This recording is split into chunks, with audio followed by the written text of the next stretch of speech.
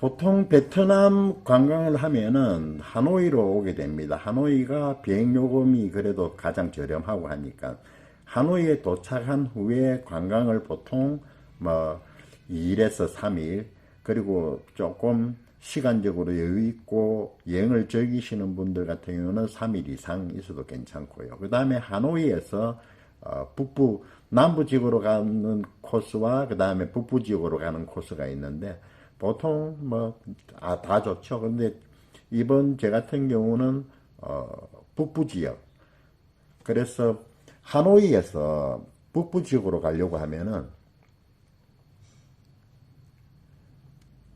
우리 흔히 제일 많이 알고 있는 관광지가 리오카이 옆에 있는 그 사파.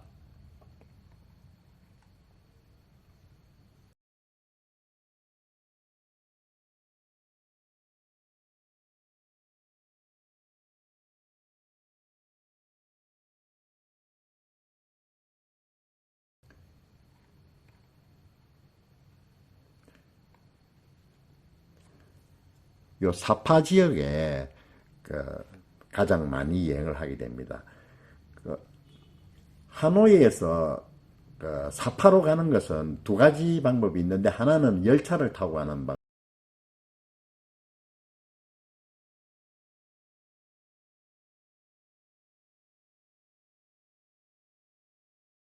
방법.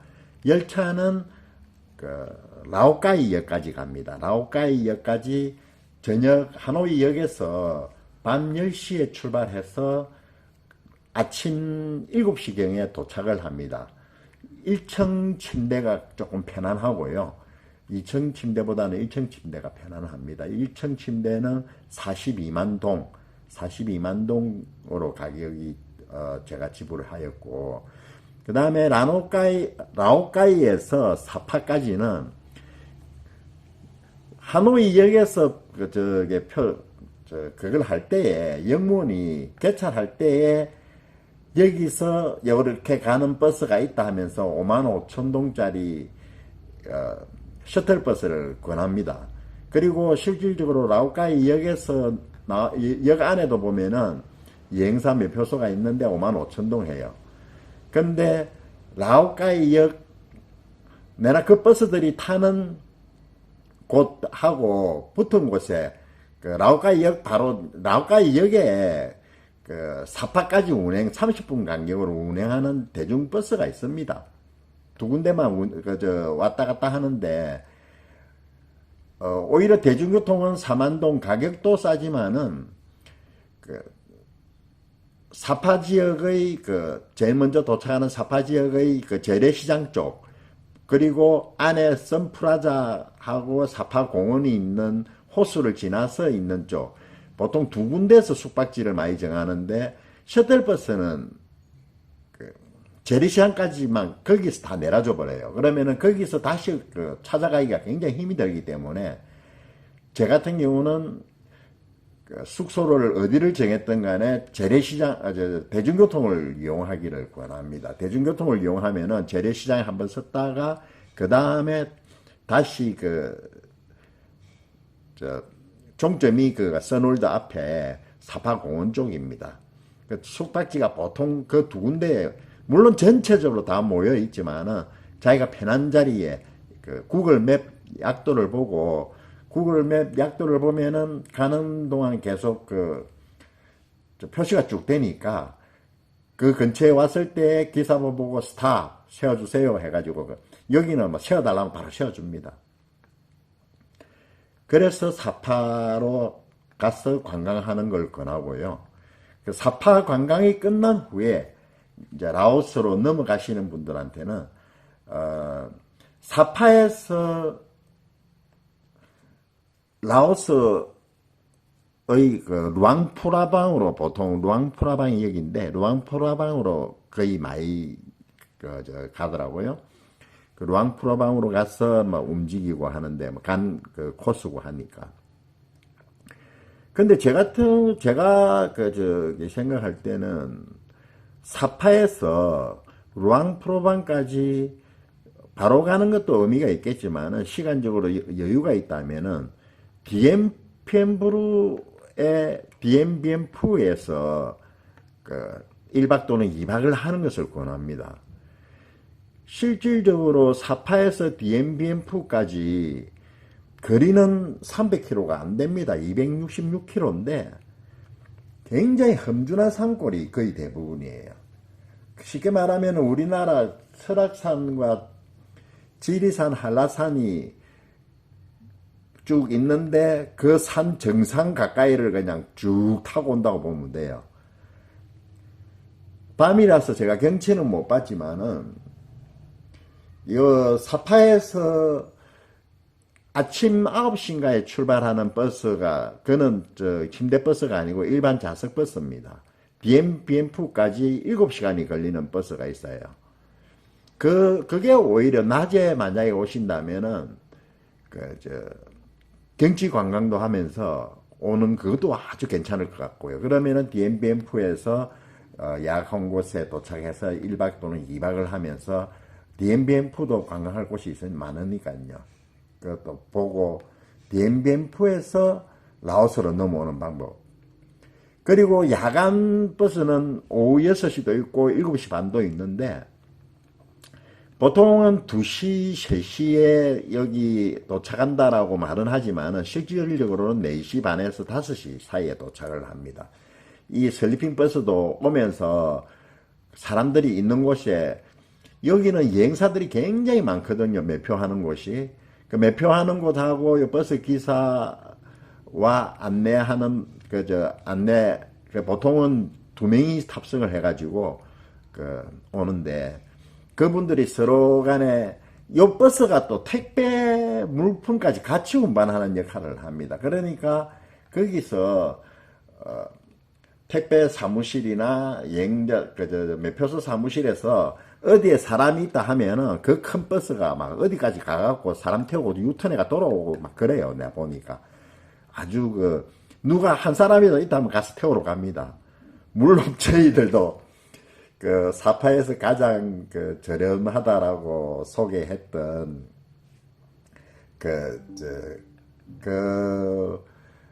매표소에서 우리가 예약했던 걸 갖다가 실수로 까먹었어요. 그날 출발할 때 보니까 다행히 한국인 대학생 한 명이 사무실에 왔더라고요. 내하고 둘 다 한국인 2명만 있었는데, 이 사무실의 아가씨가 우리 둘 예약을 갖다가 아마 잊어버렸었나 봐요. 그래서 버스가 출발해보고 가고 없는 거예요.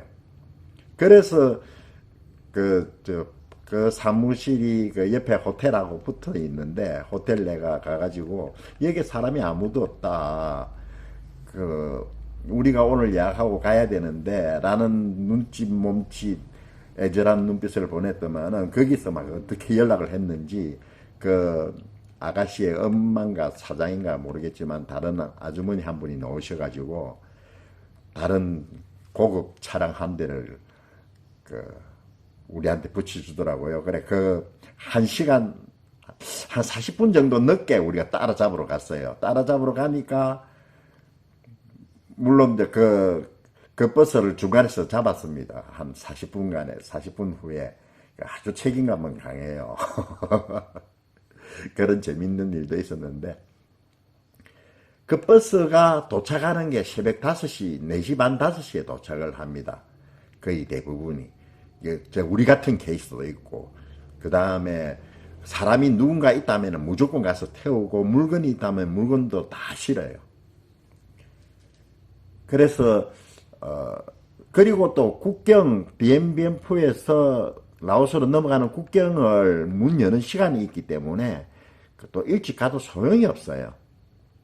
그러니까 새벽 2시, 3시에 도착을 하더라도 넘어갈 수가 없습니다. 실질적으로는. 그래서 제가 볼 때는 DMBMF에서 하루 이틀 정도 여유있게 잡는 게 더 낫다고 생각하고, 또한 DMBMF 버스 정류장에, 터미널에서 또 표를 끊으면은 가격이 아주 저렴합니다. 예를 들면은 여기서 사파에서 저는 문가까지만 갔는데 제일 라오스 넘자말자의 제일 번화가라 생각하고 요 문과를 갖다가 선택을 했어요. 문과를 선택했는데 여기까지 제일 싼 그 집이 70만 동, 다른 집은 다 80만 동이었어요. 그런데 DMBMF에서 매표를 하면은 11만 몇천, 그러니까 12만 동입니다. 금액이 엄청나게 차이 많이 나죠. 더블 이상 차이 납니다. 그리고 그 대학생은 루앙프로방까지 갔는데 루앙프로방까지 여기서 120만 동인가 130만 동인가를 줬다 하더라고요. 그런데 그러면 여기까지 뭐 40만 동이라고 치면은 여기에 80만 동이라고 정도 들어갔다고 보는데 DMBMF 여기 매표소에서 하면은 45만 동인가 그렇습니다. 그러니까 엄청나게 차이가 많이 나죠. 그러니까 DMBMF에서 오히려 1박 또는 2박을 하는 게 결국은 그게 더 낫습니다. 오히려 버스 안에서 계속 기다려야 되거든요. 국경 열릴 때까지. 그리고 우리가 탄 버스만 그렇는지는 모르겠지만 DMBMF에서 어차피 이제 일찍 도착을 했기 때문에 5시부터 뭐 7시 넘어서 통과할 때까지 버스가 그를 기다리는 게 아니고 우리 버스에서는 라오스로 넘어가는 사람이 우리 그 2명하고 그 다음에 스페인에서 온 연인들 2명하고 4명밖에 없었어요. 그래서 그런지 어째서 그런지 넌 모르겠지만은 이 버스가 같이 넘어가는 게 아니고 이 버스는 열이만 왔다 갔다 하고 사파하고 DMBMF만 왔다 갔다 하고 여기서는 콤비 차량을 이용해 넘어갑니다. 아마 내가 볼 때는 다들 그렇게 하는 것 같아요. 콤비 차량으로 넘어가는 것 같아요. 그렇기 때문에 굳이 편안하게 누워서 잠자고 일어나면은 루앙프로방에 도착해 있을 것이다라는 그런 상상은 하지 마시고 올 때 아까도 이야기했지만 그것 때문에 스톱한다 했죠. 이 버스는 슬리핑 버스는 오다가 소변 마렵다면은 한 산길에 아무데나 세워줘요.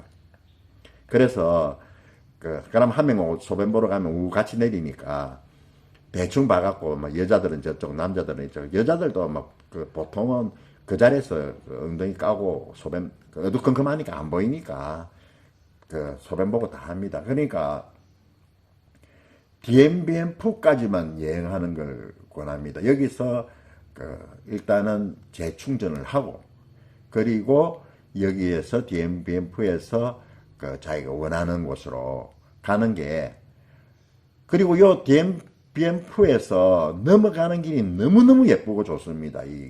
여기가 굉장히 높은 산이기 때문에 예를 들면 지리산 꼭대기를 노고단까지를 버스를 타고 간다고 생각해 보세요. 얼마나 경치가 좋겠습니까? 물론 아찔하기도 하겠지만 엄청나게 좋습니다. 그래서 제가 할 때 제 생각에는 DMBMF에서 한번 잘라가라 라는 걸 강력하게 권하고 싶고요. 저 같은 경우는 이제 문과로 왔는데 문과에서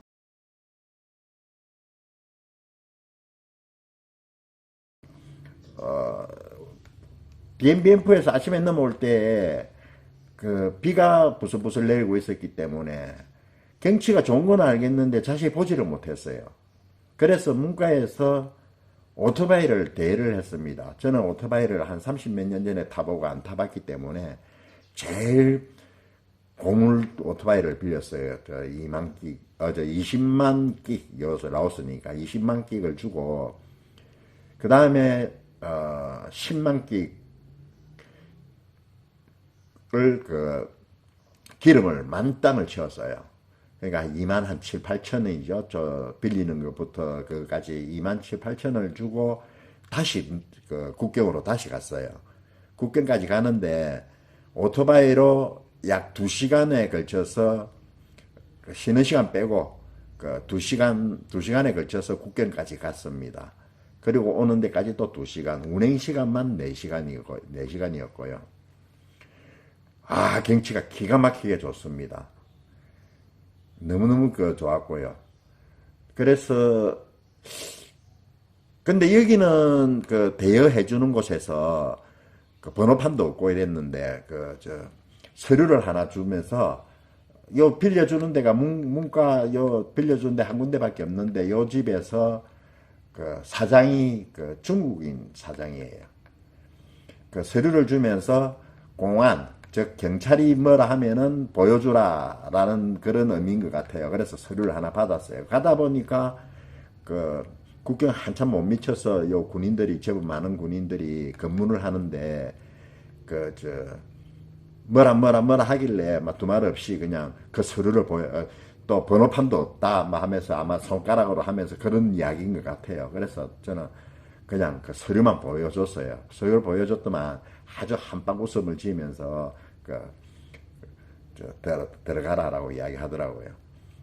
물론 나는 들어가서 구경하고 오겠다는 표시로 그냥 손으로 원을 그렸죠. 저기 갔다 온다, 저기 갔다 온다 이런 뜻으로. 그러니까 웃으면서 잘 갔다 오라는 뜻이 아주 친절하게 보내줍니다. 그래서 아주 너무너무 좋게 재밌게 물론 여기서 아주 고급 오토바이를 보여주면서 내가 너무 비싸다 했더만 좀 좋은 오토바이를 보여주면서 아마 같은 가격으로 그 오토바이를 주겠다라는 이야기 같은데 저는 오토바이에 자신도 없었고 30년 넘게 안 탔었기 때문에 그냥 혹시 파손되더라도 말이 없을 가장 흐름한 오토바이를 몰고 갔습니다. 가가지고 너무너무 경치가 좋은 데로 구경하고 왔는데 사실은 라오스 쪽보다 디엠비엠프에서 출국장 입국장으로 오는 요가 훨씬 더 예뻤거든요. 근데 디엠비엠프에서도 오토바이를 면허증 없이 가능한지는 제가 잘 모르겠어요. 만약에 여기도 가능하다면은 디엠비엠프에서 오토바이를 빌려가지고 여기 요까지 출국장까지 왔다. 여기가 1시간 거리가 채 안 되기 때문에 디엠비엠프에서 조금 더 가깝더라고요. 여기까지 물론 여기 베트남에서는 그 총 들고 지키고 있더라고. 그러니까 그 총 들는 데까지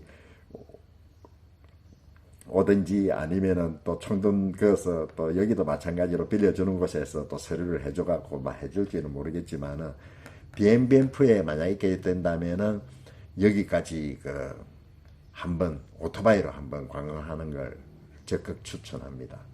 아주 좋아요. 저 베트남까지가 더 훨씬 더 예쁘더라고. 산이 험준하고.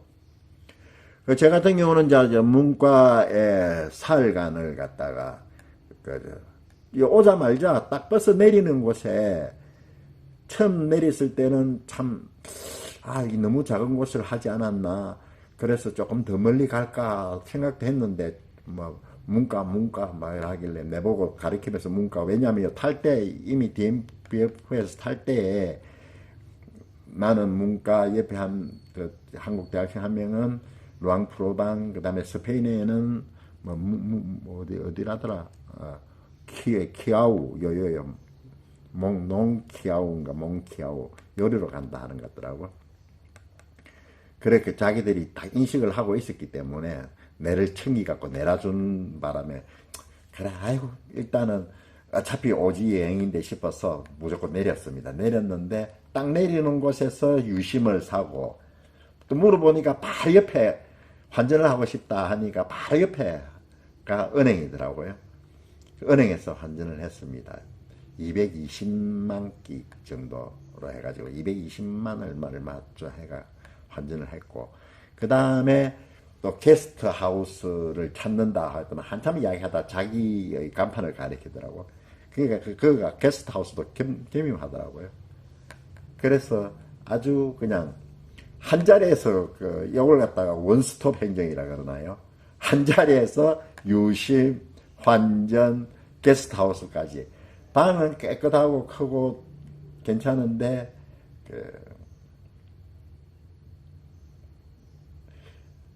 일반 그냥은 10만 끼, 에어컨 리모컨을 사용을 하면은 5만 끼. 그래서 15만 끼. 저는 럭셔리하게 15만 끼고 해가지고 그래서 살 예약을 했습니다. 하루 한 9천 몇백 원 치나요? 방도 괜찮고 아주 좋습니다. 그냥 나는 그 샤워만 할 수 있는 깨끗한 게스트하우스를 찾는다 라고 이야기했는데 아주 제대로 바로 그냥 자기 집이래요. 그래서 여기에서 사흘간 머무면서 오늘이 사흘째인데 하노이에서 오면서의 코스를 생각할 때에 제가 볼 때는 하노이에서 관광을 하고 사파에서 관광을 한 후에 요 국경에서는 디엠비엔푸에 있는 것을 더 권하고, 만약에 라오스에서 반대로 베트남으로 넘어간다면은 그럴 때는 반대로 그 문가 요 정도에서 한번 잘라 가시라. 문가에서 하루 쉬고 육로로 오토바이 관광으로 해가지고 국경 한번 보고 이리 하고, 그리고 여기는 2시간 거리고, 근데 요 1시간 거리에 약간 요보다는 조금 작은 또 도시가 하나 있습니다. 거기는 제법 호텔도 하나도 큰 게 있고, 여기보다는 작지만은 아주 작은 또 마을이 있어요. 여기도 게스트하우스가 있더라고요. 오토바이를 빌려주는 거 안 빌려주는 거는 모르겠습니다.